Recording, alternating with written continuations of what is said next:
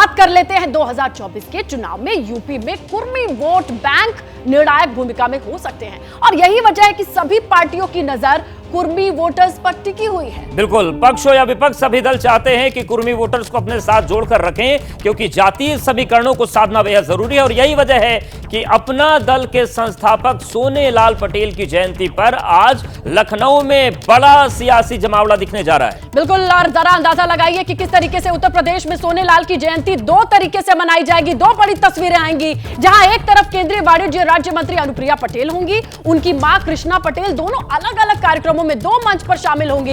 अनुप्रिया पटेल की ओर से आयोजित कार्यक्रम में गृह मंत्री अमित शाह शामिल होंगे, वहीं कृष्णा पटेल की ओर से जो कार्यक्रम आयोजित होगा उसमें समाजवादी पार्टी के अध्यक्ष अखिलेश यादव शामिल होंगे। यानी उत्तर प्रदेश से दो मंच सजेगा, दोनों ही मंच पर तस्वीर सोनेलाल की होगी। सियासत को साधने का दो नजरिया, पक्ष विपक्ष का आमने सामने आना, लेकिन केंद्र में कुर्मी वोट बैंक। बिल्कुल, और स्नेहलता, आज के कार्यक्रम को देखकर पिछले साल की तस्वीर याद आ रही है कि एक ही जगह पर कार्यक्रम करने को लेकर विवाद की स्थिति खड़ी हो गई। देखिए, दो तस्वीरें आपको दिखा रहे हैं। अनुप्रिया पटेल जो कार्यक्रम करने जा रहे हैं उसमें केंद्रीय गृह मंत्री अमित शाह पहुंचेंगे। इसके साथ ही हम पार्टी के जो अध्यक्ष हैं, बिहार के पूर्व मुख्यमंत्री हैं जीतन राम मांझी, वो पहुंचेंगे। वहीं जो पल्लवी पटेल जो समाजवादी पार्टी के कोटे से विधायक हैं, उनके कार्यक्रम में सपा मुखिया अखिलेश यादव पहुंचेंगे और सीधी कोशिश है कि कुर्मी वोटों को अपने हित में साधा जाए। तो बिल्कुल, आप देखिए किस तरीके से सोनेलाल की जयंती पर उत्तर प्रदेश की सियासत से वैसे हमेशा तस्वीरें आती रही हैं, लेकिन अब इन तस्वीरों में कुछ बदलाव है। आइए देखिए, अपना दल एस कृष्णा पटेल, पल्लवी पटेल जो सिराथू से विधायक है, समाजवादी पार्टी के सिंबल से जीती हैं, उनका कमेरावादी पार्टी भी किस तरीके से आज सोनेलाल, जिनकी तस्वीर आप सेंटर में देख रहे हैं, इनकी जयंती मनाने वाली है। बिल्कुल, और देखिए अनुप्रिया पटेल की बात करें तो अपना दल एस चलाती हैं, उसकी मुखिया हैं, 12 विधायक इनके कोटे से हैं और सबसे महत्वपूर्ण बात है कि ये उत्तर प्रदेश में तीसरी सबसे बड़ी पार्टी बन चुके हैं 2022 के विधानसभा चुनाव के बाद। बिल्कुल, मीरजापुर क्षेत्र है जहां पर अच्छा खासा प्रभाव देखा जाता है कुर्मी वोट बैंक पर। और अब देखिए, एक कृष्णा पटेल, पल्लवी पटेल की पार्टी का देखें तो एक भी सांसद नहीं है। कमेरावादी पार्टी की जो ग्राउंड सिचुएशन है उत्तर प्रदेश में, वो आपको पता है कि कोई भी सांसद इस पार्टी बिल्कुल। और अगर अनुप्रिया पटेल की बात करते हैं अपना दल तो 2 सांसद हैं, अपना दल के बात करें तो वहां पर एक भी सांसद नहीं है। वहीं अनुप्रिया पटेल केंद्रीय वाणिज्य मंत्री हैं, जबकि पल्लवी पटेल विधायक हैं और केशव प्रसाद मौर्य जो डिप्टी सीएम है उनको हराया था। ये उपलब्धि जरूर अपना दल के बिल्कुल सिराथू से इस तरीके से वो जीती थी। अगर कुल मिलाकर के सोनेलाल पटेल से ये 2 पार्टियां आती हैं, परिवार से ही निकली 2 पार्टियों की डिटेल आपके साथ साझा कर रहे हैं, तो कृष्णा पटेल, पल्लवी पटेल की पार्टी के देखिए एसपी समाजवादी पार्टी के साथ ही चुनाव लड़ा था।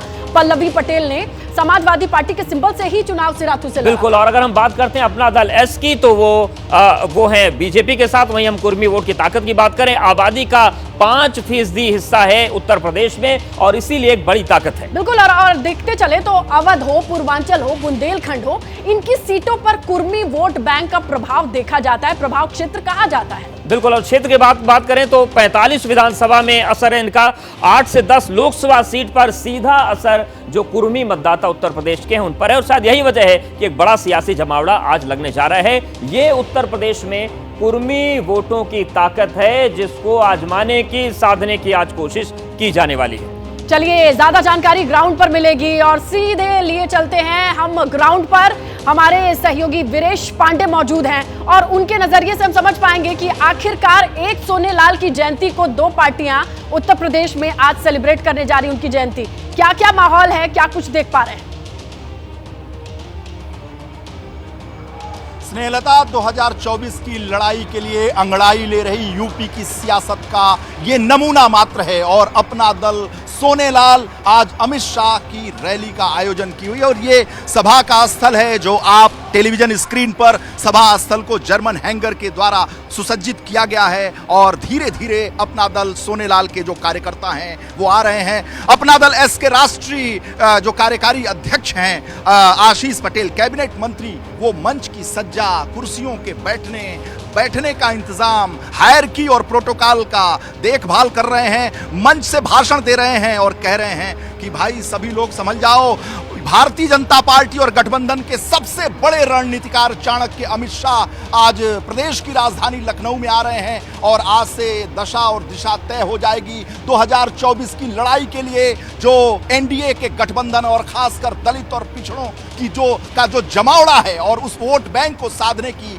कोशिश है, उसका नतीजा है ये सभा। और दो क्यों हो रहा है, इस पर बात करने के लिए हमारे साथ आशीष पटेल हैं। आशीष पटेल जी, सोनेलाल जी की जयंती एक ही परिवार दो तरीके से दो जगह क्यों मना रहा है, अलग अलग गठबंधन के नजर से क्यों मना रहा है?